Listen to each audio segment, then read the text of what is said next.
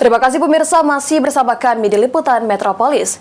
Kejaksaan Negeri Muara Enim menerima tersangka dari Polda Sumsel dalam perkara tambang batubara ilegal dan selanjutnya dilakukan penahanan di LP Muara Enim.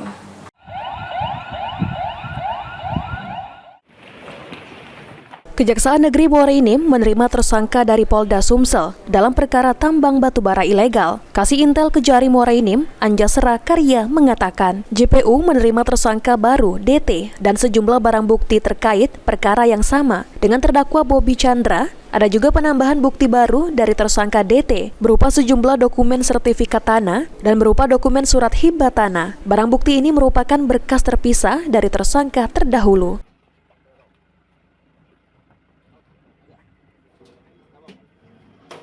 Khususnya penuntut umum pada Kejaksaan Negeri Muara Enim telah melaksanakan tahap 2 penyerahan tersangka dan barang bukti dari penyidik Direktorat Kriminal Khusus Polda Sumatera Selatan dalam berkas perkara atas nama tersangka DT dan beberapa barang bukti lainnya.